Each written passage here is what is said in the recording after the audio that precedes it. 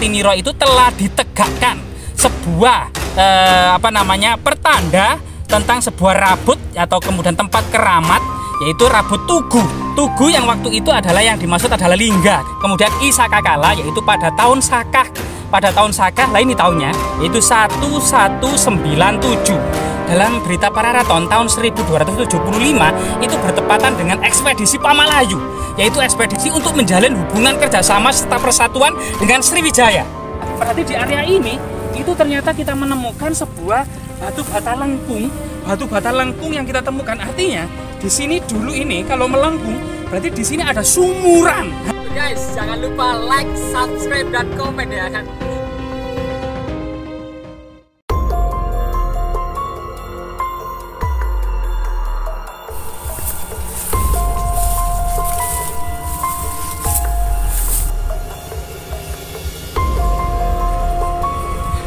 Suasananya itu cukup sejuk ya, bahkan sangat indah karena dikelilingi oleh persawahan dekat Jalan Raya pula, dan di sini ada batu-batu besar yang mungkin dulu juga pernah dikeramatkan oleh warga.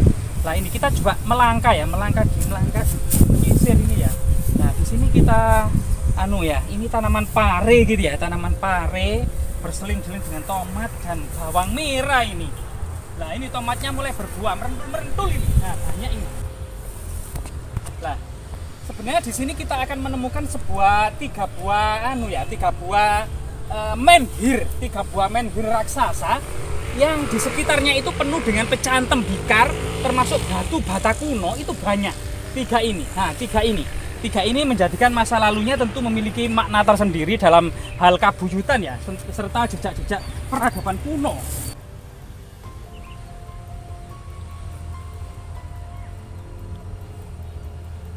Disinilah memang jejak peradaban kuno, menhir dolmen. Nah, di sini memang sebuah dikatakan menhir karena didukung oleh artefak lainnya ya, seperti meja batu. Nah, ini meja batu persajian di antara menhir raksasa ini ya. Tentu coba kita cari jejak-jejak artefaktual yang lainnya ya. Nah, di sini ada jejak-jejak yang bongkahan, semacam batu candi ya.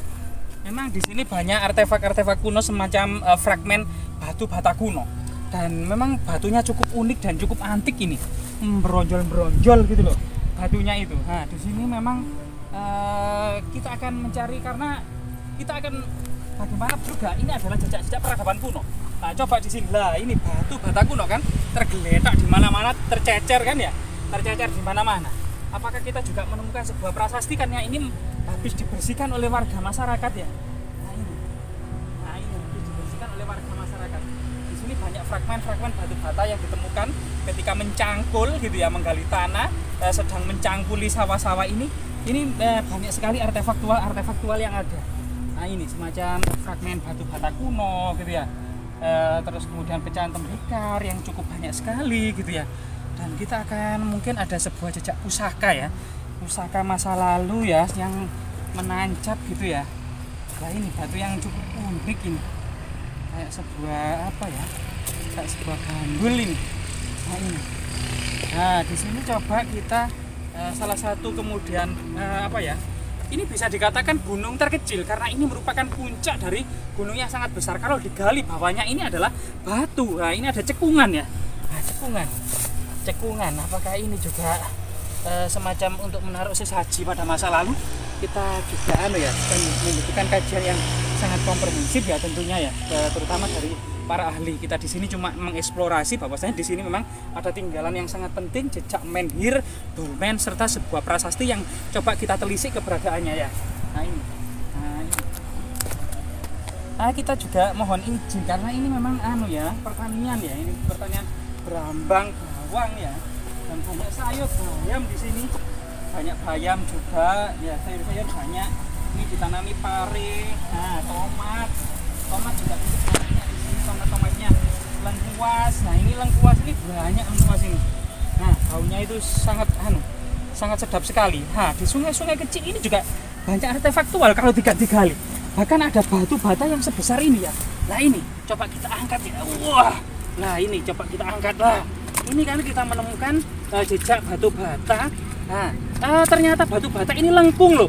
Nah, berarti di area ini itu ternyata kita menemukan sebuah batu bata lengkung. Batu bata lengkung yang kita temukan, artinya di sini dulu ini kalau melengkung berarti di sini ada sumuran. Nah, apakah itu sumuran candi untuk menyimpan harta karun ya, ataukah sumuran yang memang berfungsi untuk mencari air?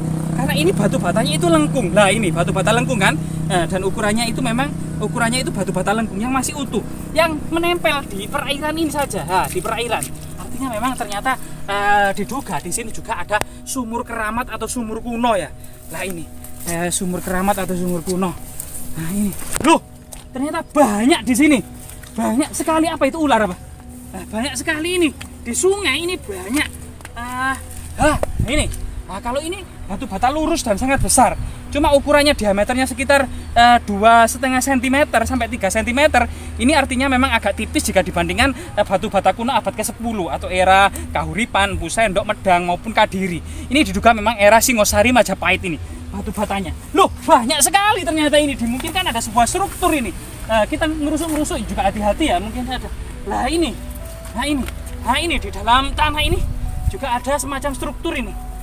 Nah, ini ya. Nah, ini kemungkinan ada struktur candi besar di sini.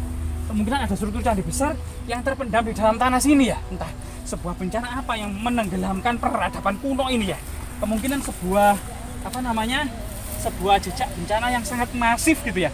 Nah, berarti ini buktinya ada batu bata lengkung. Artinya memang ada sumuran candi. Nah, ini ternyata di sungai ini ternyata banyak sekali artefak-artefak tua yang tercecer. Bahkan di dasar ini, misalnya seperti ini ya. Jika kita serius gitu ya. Lah ini jejak-jejak peradaban kuno kan. Batu bata kuno. Ternyata kita temukan salah satu petunjuk kalau di sini memang ada peradaban besar yang sangat besar. Coba kita cari prasasti atau fragmen-fragmen yang lain. Ternyata di sini bertumpuk banyak. Nah, bertumpuk banyak. Coba kita cari apakah ada jejak inskripsi ya. Batu bata ini ya. Nah, ini ternyata tidak ada. Cuma batu bata lengkung ini cukup menarik sebagai petunjuk adanya sebuah sumuran ya. Ada sumuran kuno. Di area sini memang sangat langka. Aduh, jeblok kabeh ternyata ya. Sangat langka ternyata memang ada semacam di sini ya, di area ini. Kemungkinan ada bangunan kuno yang cukup besar di sini. Lah, di sini kita juga menemukan bunga empi-empian. Lah, ini salah satu ya keragaman dari kemudian yang perlu diteliti para ahli, karena diduga konon katanya bunga ini juga bisa kemudian mengobati penyakit katarak atau berhubungan dengan mata rabun gitu ya. Ini ya, masyarakat menamai bunga empi-empian. Nah, itu. Nah, ternyata di sini juga banyak tanaman herbal di sawah ini ya, termasuk bunga empi-empian ini ya. Nah, itu luar biasa sekali memang ya. Di sini kita menuruni lembah. Kita mencolot ya. Lah, terutama kita mendapati kebun tomat yang banyak yang matang juga, artinya masa panen ini. Nah, prasastinya itu konon katanya itu di setengah dari kebun tomat ini, di sebuah cekungan ya. Jika kita lihat memang di sini lebih tinggi, di sana lebih tinggi, di sana lebih tinggi, di sana lebih tinggi, dan sini paling rendah. Sebuah cekungan yang sangat misterius ya. Kemungkinan di area cekungan yang sangat misterius ini ada sebuah jejak harta karun peradaban kuno tentunya. Membutuhkan penelitian yang sangat komprehensif. Kita lewat mana ya? Karena ini terhalang oleh banyak tanaman tomat yang sedang mulai panen. Jadi kita berasa ya. Nah, ini. Nah, coba kita cari selahnya. Gimana prasastinya ya? Oh, itu di sana kelihatan kedowak itu. Kenapa tomatnya ini kok dibuang-buang ya? Kenapa tomatnya dibuang-buang ini? Mungkin karena ada pembusukan di bagian bokongnya ini ya, mungkin ya. Di bagian pantat ini, tapi dibuang-buang semua ini. Loh, ini. Banyak tomat-tomat yang dibuang-buang. Nggak tahu kenapa, karena tomat dibuang. Waduh, ini tambah ngelumbruk. Nah, prasastinya itu di situ. Tapi kita lewatnya itu karena terhalang tanaman tomat, kita harus berputar-putar kelihatannya. Nah, kalau di sini jagung di sebelah sini, nah, jagungnya ini cukup sudah tua, yang waktunya sudah dipanen. Kalau di sebelah sini, tomatnya ini sebenarnya juga masa panen, cuman kenapa ya tidak dipanen? Mungkin harga lagi turun ya, kita juga tidak tahu. Jadi kita coba berputar-putar. Termasuk kemudian di sekeliling area ini kita juga bisa jadi kita menemukan jejak-jejak artefaktual semacam ini sangat kuno sekali loh, pecahan tembikar seperti ini tuh. pecahan tembikar-tembikar yang cukup kuno dan cukup banyak berserak di sini. Artinya di sini ada semacam pemukiman atau semacam asrama ya, atau semacam mandala atau semacam bangunan suci yang di sini penuh dengan para pertapa. Loh, banyak sekali pecahan-pecahan tembikar di sini. Nah, di sini kita juga putar-putar karena terhalangan tanaman tomat. Kita kok muter lagi? Prasastinya di sana ya. Nah, kita coba ndelusup. Mbak nuwun sewu, Mbak. Jadi permisi, Mbak. Jadi kita ini agak yang jarang ini tomatnya ini. Kita nuwun sewu, Mbak. Permisi, kita mau eksplorasi. Jadi agak ndelusup ya. Di sinilah kemudian jejak-jejak penting peradaban kuno itu di sini. Wah, tadi kita nggak membawa air ini. Ini jejak perdupaan ya. Artinya di sini ini cukup berbeda, padahal prasasti yang cukup penting ini. Nah, ini prasasti yang sangat cukup penting lah di sini. Nah, kita tahu ini. Kita tahu ini prasasti yang sangat penting. Sebenarnya prasasti ini memang sudah diteliti oleh Belanda, entah apa kemudian prasasti ini itu ya dibiarkan begitu saja tanpa sebuah papan, kemudian perlindungan maupun sebuah cungkup permanen ya yang kemudian melindungi prasasti yang sangat penting ini. Padahal kemudian banyak para ahli yang sudah membaca ya, kita juga mengutip saja ya.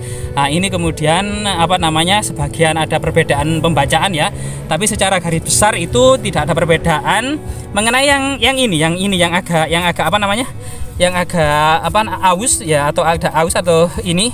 Nah, ini yang ini saja, yang lainnya tetap sama, yaitu Kartiniroh Rabut Tugu atau Kartiniroh Rabut Tanca gitu ya. Ada yang membaca Kartiniroh Rabut Tugu, ada yang membaca Kartiniroh Rabut Tanca. Atau Kartiniroh itu telah ditegakkan sebuah pertanda tentang sebuah rabut atau kemudian tempat keramat, yaitu Rabut Tugu. Tugu yang waktu itu adalah yang dimaksud adalah lingga atau Rabut Tanca ya, sebagian yang membaca Rabut Tanca. Kemudian Isakakala yaitu pada tahun Sakah. Pada tahun Sakah, lah ini tahunnya yaitu 1197.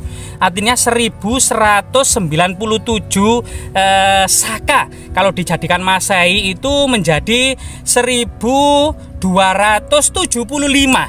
1275 ya, 1275 ya, betul ini kan 9 ini ditambah dengan ini 10 tambah 7 1275 dalam Berita Pararaton tahun 1275 itu bertepatan dengan ekspedisi Pamalayu, yaitu ekspedisi untuk menjalin hubungan kerjasama serta persatuan dengan Sriwijaya. Semoga kemudian prasasti ini yang sangat berhubungan dengan peristiwa ya, yang sangat bersejarah, ekspedisi Pamalayu, 100.000 pasukan Jawa Singosari dikirim ke Sumatera untuk menundukkan secara damai kerajaan Dharmasraya yang kemudian di sekitar Sungai Jambi, di sekitar Sungai Batanghari atau Jambi. Nah, di sini kemudian Raja Mauli Marwadewa ini kemudian menjalin hubungan dengan Singosari Raja Kertanegara ya. Nah, ini untuk membendung ekspansi Tiongkok, yaitu pada masa dinasti Mongol Yuan yang dipimpin oleh Kubilai Khan, karena mengekspansi seluruh Asia Tenggara, mengekspansi seluruh dunia, yaitu cucu Genghis Khan ini telah menaklukkan 3/4 dunia di bawah telapak kaki pasukan Mongol, yaitu pasukan Mongol yang sepanjang sejarahnya ini tidak pernah memiliki rumah, tinggal di tenda-tenda ya, tinggal di padang pasir. Ini kemudian berhasil menduduki seluruh kerajaan-kerajaan besar, termasuk kemudian kerajaan Baghdad, termasuk kemudian Rusia ya, termasuk saat ini sampai pasukan Mongol itu sampai menduduki Kiev loh, yang saat ini itu ibu kota Ukraina.